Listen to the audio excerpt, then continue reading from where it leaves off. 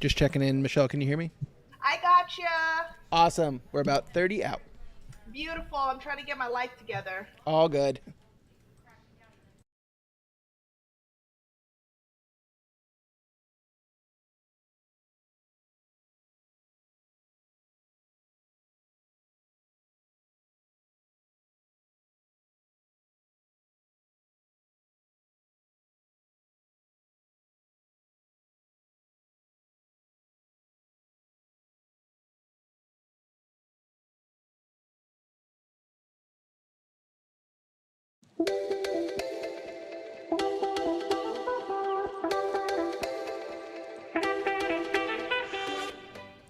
Hello and welcome to Take Six. I'm streaming executive producer Thomas Mates, filling in for Julie Broughton. She is out on assignment today. She's actually making a trip up to Gainesville and visiting with some cows. She'll have that story for you coming up in the coming days. But in the meantime, you're stuck with me. We've got a lot going on today here on Take Six. We are taking a look at Tangelo Park. It is a community that sits very close to the new Epic universe and is starting to feel something of a pinch because of the encroaching construction from Epic Universe and the theme parks in the area. We're also going to be taking a look at a special program that is taking place at an Orange County elementary school that is giving kids a chance to learn about theater and puppetry from one of the stars of the Lion King musical, which is currently performing at the Dr. Phillips Center for the Performing Arts. We'll also be taking a look at a fight that is happening between the city of DeBary and the Volusia County School Board. The school board wants to build a new school within the city limits. The city says not so fast. We'll get a look at what the city leaders had to say today during a news conference earlier this morning.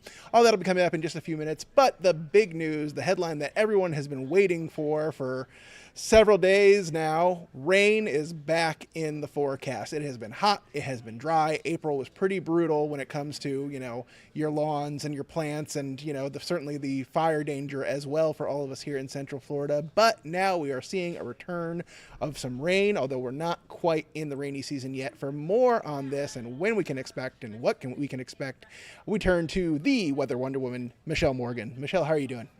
Hey, Thomas. I'm doing well. How are you? Not too bad, not too bad. The weather's been, a little more mild away from the Yeah. 90s the past couple days. Mm-hmm. So I'm looking forward to the rain, though. That big cool down will be nice. Yes, yes. I think many of our are certainly waiting for that good soaking rain, that Florida rain across Central Florida. And as of right now, models are a pretty good consensus showing some heavy rain for many of us across Central Florida, both Saturday and Sunday, and lingering into Monday. Last checked, I checked the numbers as we wrap up the month of April. We actually ranked the 12th driest April on record for Orlando because we picked up 0.37 inches of rainfall for the entire month. And Daytona Beach came in second driest ever on record, picking up a whole zero point zero 0.02 inches. So, yeah, it's certainly been a very dry month, and things will change as we go through May. So, looking ahead, here's what you need to know. Because of the dry weather, the warm temperatures, we're continuing to see a high risk for fire. The fire danger situation, the drought is not improving, unfortunately, even though we did get a good soaking rain on Monday. It only put a little dent in the drought, but it's still very dry across Central Florida because of the strong southeasterly winds. We're still dealing with a high rip current risk along the entire East Coast. And because of the rainfall that we're expecting this weekend, great news for all of us here. We can take a break from watering our lawns so we can save a little bit of money when it comes to the water bills. Now, temperatures, it's toasty. We're at 82 degrees in Kissimmee and Orlando, Bithlo. 82 in Sanford, 83 in the Villages, and 81 degrees in Leesburg, Lakeland, 82 out in Bartow. Now, as we go through today, temperatures will be above average slightly. We're looking at upper 80s in Kissimmee, Orlando, 89 in the Villages, 90 in Ocala, and then along our coastline, it'll be comfortable in the lower 80s. Now, I do want to show you the latest drought monitor information, which came out yesterday morning. You can see a swath of red here on your screen. That includes Sumter, parts of eastern Marion County, stretching into Volusia, and Flagler counties, that indicates an extreme drought, super dry. And then other spots indicated in orange, they're dealing with a severe drought. Nonetheless, the vegetation, it is dry out there, it is crispy. And then because of all of these conditions, that's why we're always saying just be careful with the burning. And because of the burning here, or because of the dry weather, there are burn bans in effect for pretty much everyone here across Central Florida, excluding Flagler as well as Marion counties here. And of course, those burn bans remain in effect until future notice. So, or further notice. So let's go ahead and take a look at the rain. Here's the big story. So, as we go through today, tomorrow, we're looking at dry conditions, also above average temperatures.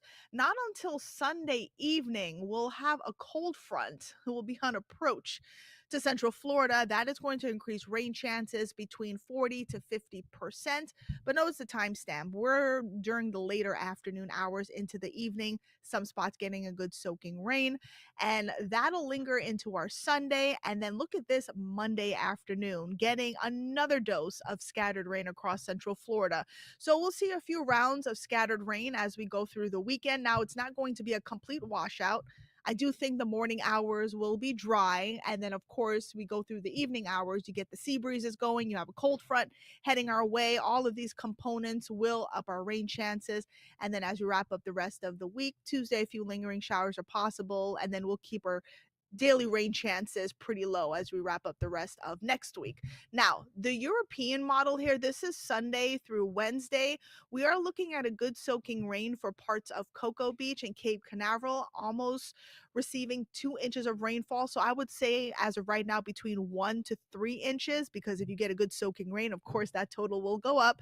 And then Orlando, we're looking at between 1 to 2 inches, Sanford between 1 to 3 inches. And then along our western zones, I'm talking about the villages, Ocala, Gainesville, between, I would say, a half of an inch to an inch and a half for you all. So some good soaking rain headed our way, and hopefully that will help with our drought.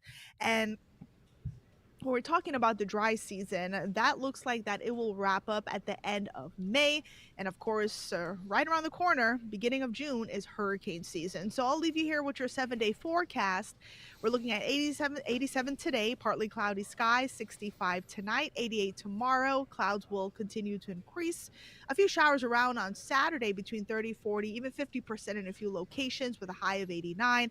Sunday, 50%, high of 86. And here's that cool down we've all been waiting for. 81 degrees on Monday, showers and storms around, and then 82 degrees on Tuesday with a few lingering showers early during the morning hours, Thomas. That's looking pretty good, Michelle. I mean, like I I think said, so. it certainly beats the hot dryness. Although I'm not looking forward Yes. to the return of the muggy weather. The air you Yes. can wear. Correct. And of course, yes, we all know, us Central Floridians know the humidity here can be very brutal. For sure, for sure. But, we'll take it over the alternative of, fire danger and all that other stuff. Absolutely. Yes. All right. That's Michelle, thank right. you so much for your time and your No expertise. problem. We know you and the rest of the weather team will keep us all informed as we get closer to the weekend. Of course. Have a good one. You as well. Now we do want to get to some breaking news that we found out about just a few hours ago. Former Florida Congressman and President Trump's National Security Advisor Mike Waltz is now set to leave office. He is the first of the Trump administration to leave the office, the first major shakeup for the Trump administration. The news broke early this morning. Waltz is set to depart the Trump administration along with his deputy, Alex Wong. Waltz has come under scrutiny since March after he put together a signal chat that included details about a military strike in Yemen that also included a journalist, one of the editors for The Atlantic. Before joining the White House, Waltz served as a 3-term representative for Florida's 6th congressional district, which covers parts of Central Florida. He was then replaced by Representative Randy Fine following his departure for the White House, but now it is again appearing that Mike Waltz is leaving the Trump administration just weeks after that signal chat issue arose for him and the Trump administration. We'll have more on that coming up later today on News 6 at 4 as this story continues to develop. We are also taking a look at a community right near the brand new Epic Universe theme park. Epic Universe is set to open very soon. It is a massive endeavor from Universal Studios, set to bring many, many jobs to the area and lots of traffic. But Tangelo Park is just adjacent to that new theme park, and they are starting to feel a bit of a squeeze from all the construction that's been going on. And now, as the gates get ready to open on Epic Universe, it's only bound to get worse for them, as we see more and more people coming into the area to visit that theme park. News 6 anchor Matt Austin went to Tangelo Park to check out some of the issues that people there are experiencing. It's time to wake up and realize what you're doing. In 2019, neighbors expressed two main concerns about Epic Universe: The road isn't designed to solve our problem. traffic and gentrification. So I went to Tangelo Park to see if their fears came to fruition. And I think the first time I came here, I was about 20 years old. Robert Dubose has 40 years worth of roots in Tangelo. He says the biggest issue today, the traffic on Mandarin Drive. In the morning, you can't hardly go down the main street. And in the evening, when they get off work, you can't hardly go up the street. So here's the lay of the land. Tangelo Park is sandwiched between the Turnpike, Kirkman Road, and Epic Universe is right across Sand Lake Road to the south. Neighbors tell me employees are avoiding traffic on Kirkman and International Drive by cutting right through the middle of the neighborhood on Mandarin. Adam Sutton lives right there. Tell me what it's like living on this road right now. Oh yeah, it's been sort of busy, like getting in and out. Yeah. It stay busy all the time. Commissioner Mike Scott oversees District 6. Is there anything that can be done to try to alleviate that traffic? So we've put signage. We were maybe, I'd say, more than 50% done with some of the roadway improvements. So I think once a lot of the construction is done on Kirkman and they start to get the routes in place, I think we'll see a lot less congestion. I mean, traffic is going to increase for sure. As for the other issue, gentrification, well, every neighbor I spoke with said they get constant offers from people trying to buy their houses. Are you seeing that? Oh yeah, I get letters all the time, like they want to buy the property. Matt Austin, News 6. Now, Matt's going to have more on that story coming up later on this afternoon here on News 6. He is actually going to be live down in Tangelo Park for our afternoon broadcasts. He'll have, again, more in-depth coverage of that story, and he'll be able to show you in the community just exactly what they're experiencing with all that traffic and, of course, talk about those gentrification issues. We're also following a story today about a family in Volusia County. They are suing the social gaming app Roblox and the company behind it. They believe that the company allowed predators to access their child and solicit illicit photos from that victim. News 6's Troy Campbell spoke with an attorney for the family about why they believe that Roblox and another social media app, Discord, are responsible for this problem. What can you tell me about this lawsuit that was filed related to a family in Volusia County here? Our client was one of those young people who she wanted to meet up with her friends and play on this platform. Attorney Sarah London says this lawsuit was filed against the apps Roblox and Discord after she claims a predator lured a then 14-year-old Volusia County girl to send them explicit material. She says she met them on the virtual gaming network Roblox. The app allows users to create avatars to explore virtual worlds. The lawsuit says Roblox, which allows users to direct message with each other, fails to require age verification. And what are some possible solutions that you think Roblox could do that could immediately help improve the safety of children all around the world? Well, first of all, they have no meaningful age verification tools. So they can identify and know exactly how old are the people that are signing up. Flagler County Sheriff Rick Staley says he's recently added another detective to his cyber crimes unit because cases of online predators using apps like Roblox are on the rise. In April of 2025, how challenging is it to monitor online activity to make sure children are safe? Well, it's almost impossible, really. Staley says the types of apps predators use to target children is constantly changing, so parents need to be the first line of defense. What is your message to parents? Well, be the sheriff of your home. Know what your kids are doing online. Earlier this month, Florida's Attorney General issued a subpoena to Roblox, demanding the company hand over internal documents related to its marketing to children and user chat monitoring. London says until more security measures are put into place, more children will be targeted. How can you explain some of the effects that this has had on the child? Self-harm is just a hallmark of what happens to these kids. They're embarrassed, they're full of shame. It's incredibly scary for them. In Orlando, Troy Campbell, News 6. That is a scary situation for parents. I actually had some friends who experienced some stranger contacting their child, and it was terrifying for them. Now, we've been covering several stories of people accused of using Roblox and other social media apps, gaming apps, to target children, including a teen in Marion County that we learned about just yesterday. You can find all of those stories right now on clickorlando.com. We're going to take a quick break right now, but when we come back, we'll be talking with News 6 anchor Lisa Bell. She got a chance to check out this special program that's giving some elementary kids a unique opportunity to learn about theater and puppetry. That'll be coming up in just about 2 minutes.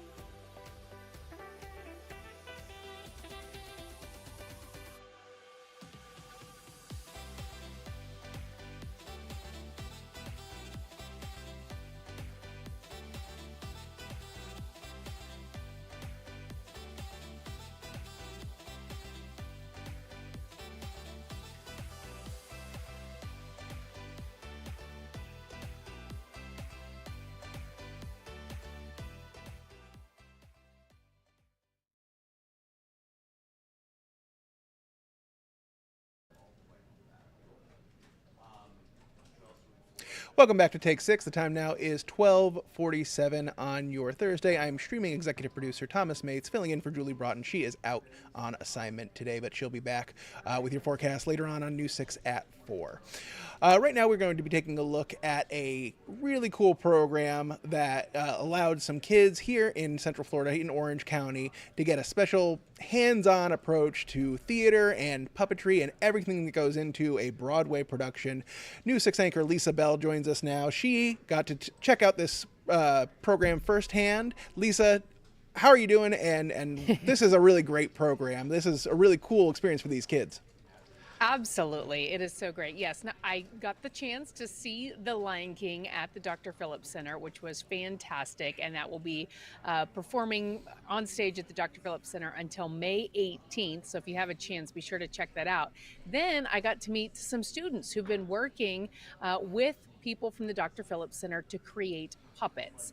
And then they had a special lesson with Danny Grummick, who plays Pumbaa in The Lion King. And he was able to share with these students how you can transform visual arts like puppets into performing arts. And it was really eye-opening. I mean, I think for a lot of these students, but even for me as well.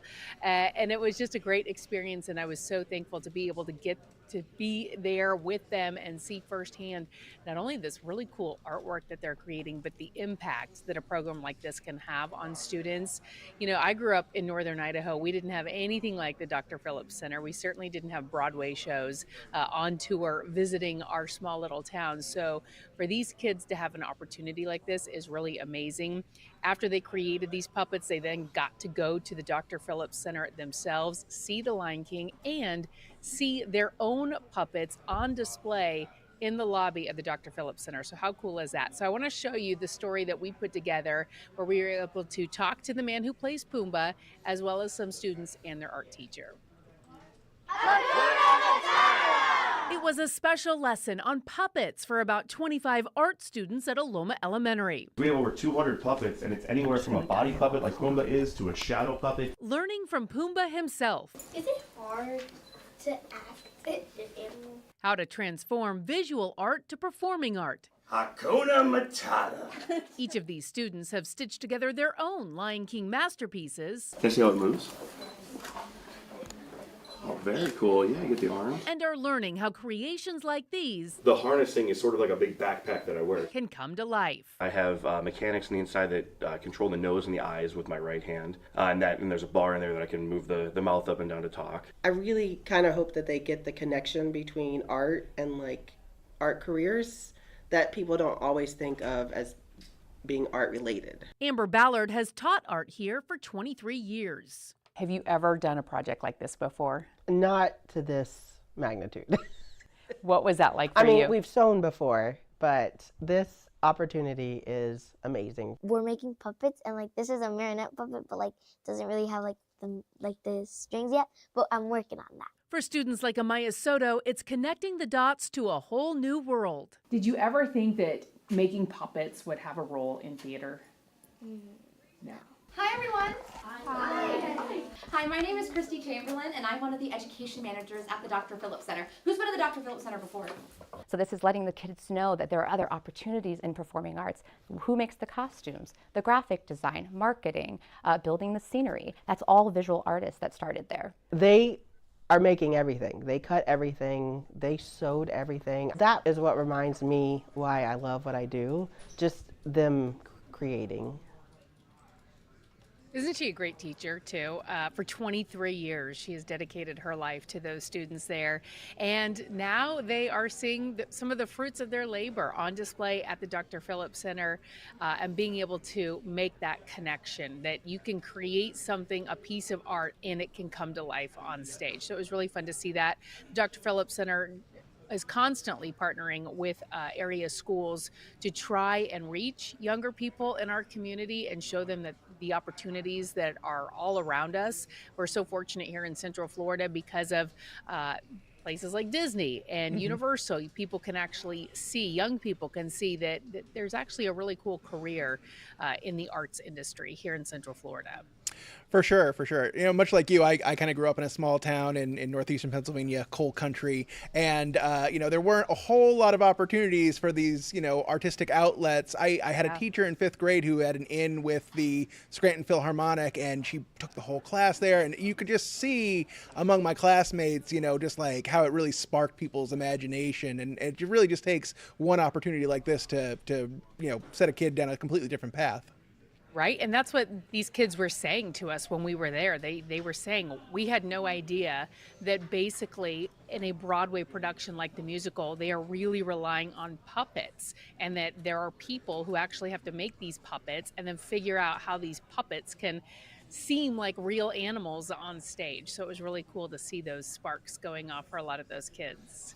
Absolutely. And I know you said you got a chance to see the production itself, and you wrote a review on clickorlando.com. What's the top line for people who are, you know, on the fence maybe about dropping the money to go see it? Well, because you mentioned that, there is something available called Student Rush tickets. And so from time to time, the Dr. Phillips Center will offer basically discounted tickets for $30 for students. You can go to the box office about 2 hours before the show time and line up, and it's basically first come, first served, and you can get 2 tickets for $30. Wow. And so that's a great deal, which makes it obviously pretty affordable for most people.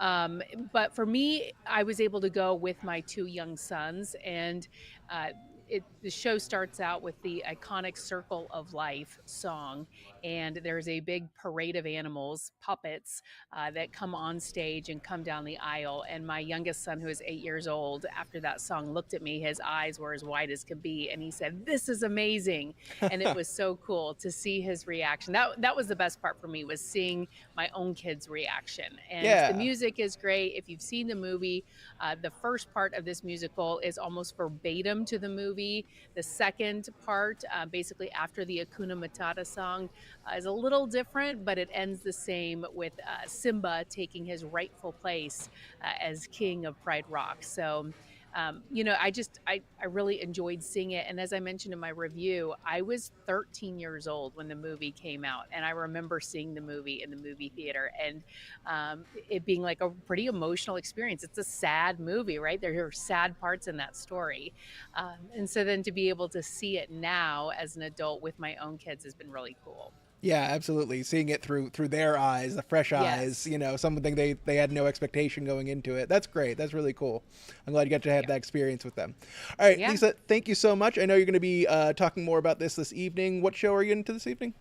I definitely know it'll be airing between 4:30 and 5, and hopefully, I don't know yet. I need to go check. Maybe a little bit later too. Okay. Maybe, Well, maybe you around 5:30. We'll see.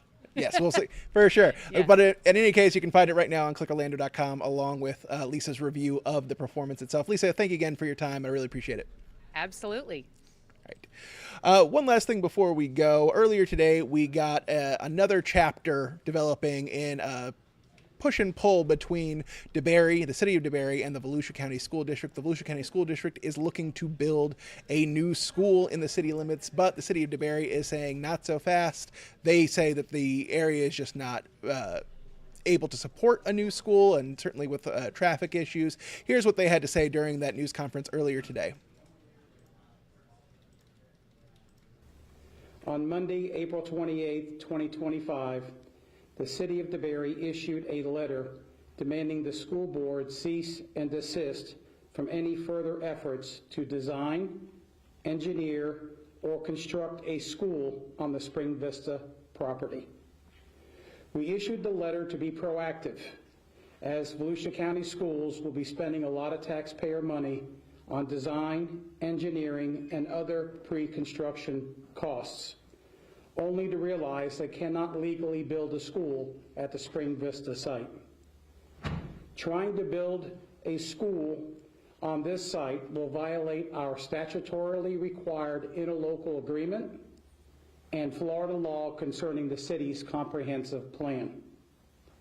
Let's keep in mind that Volusia County Schools, after an extensive due diligence period, already purchased 48 acres in the southern part of DeBerry. The City Council approved this site on July 3rd, 2024, and Volusia County Schools closed on the property on July 11th, 2024, paying $4.8 million. So let's talk about the statutorily required interlocal agreement. Section 163.31777 of the Florida statutes requires county and municipalities within a geographical area of the school district to enter into an interlocal agreement with the school board district.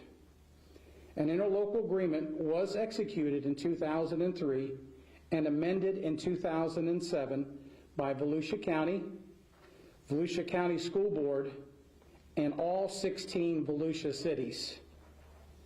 The Florida Department of Community Affairs and the Florida Department of Education also reviewed and approved this agreement as being consistent with Florida law. Section 3B1 of the interlocal agreement states, quote, "The local government's review is limited to consistency of the comprehensive plan, environmental concerns, health, safety and welfare, and the effects on adjacent property." This is what all 18 governments in Volusia agree to. That is, the local government decides whether a site meets these criteria in the local interlocal agreement. So this is a contentious issue between the city and the school board. We have been following it for some time. New 6 Volusia County reporter Molly Reed has been keeping tabs on this. She is still working on the resentencing in the Deltona Xbox murder trial that is happening right now. News 6's Laverne McGee was out at the press conference today. She got a chance to ask some questions. We'll have more on what she found out about this ongoing push and pull between the city and the county coming up, starting on News 6 at 4. That'll do it for us here today on Take 6. We really appreciate your time. Again, we'll be back for News 6 at 4 with all your weather and headlines for the day. Thank you so much for your time, and have a pleasant day.